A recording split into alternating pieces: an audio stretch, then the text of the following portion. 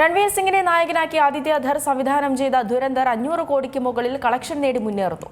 ആദ്യ ദിനങ്ങളിൽ സമ്മിശ്ര പ്രതികരണമാണ് നേടിയതെങ്കിൽ പിന്നീട് ചിത്രം ബോക്സ് ഓഫീസിൽ വൻ വിജയം നേടുന്ന കാഴ്ചയാണ് ഉണ്ടായത്.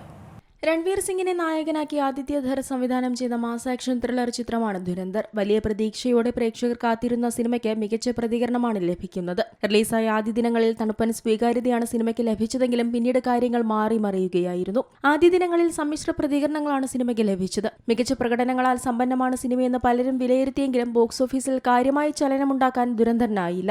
എന്നാൽ സിനിമയിലെ അക്ഷയ് ഖന്നയുടെ പ്രകടനവും ചില സീനുകളും റീലുകളായി സോഷ്യൽ മീഡിയയിൽ എത്തിയതോടെയാണ് കഥ മാറിയത്. പ്രത്യേകിച്ച് ചിത്രത്തിൽ ഒരു സീനിൽ ഒരു പാട്ടിന്റെ അകമ്പടിയിൽ അക്ഷയ് ഖന്ന ഡാൻസ് കളിച്ചു വരുന്ന സീനാണ് വൈറലായത്.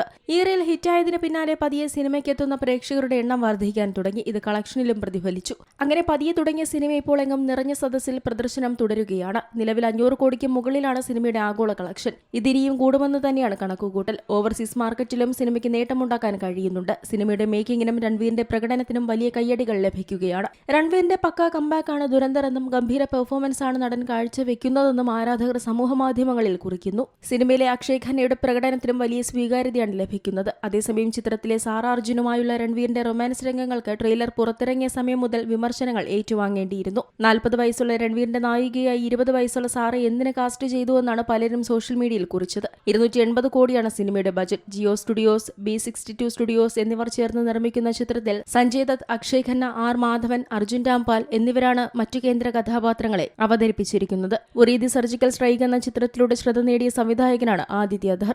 Entertainment desk, C Malayalam news. ഏറ്റവും പുതിയ വാർത്തകളും വിശേഷങ്ങളും വിരൽത്തുമ്പിലറിയാൻ സി മലയാളം ന്യൂസ് എല്ലാ ഡിജിറ്റൽ പ്ലാറ്റ്ഫോമുകളിലും ലഭ്യം.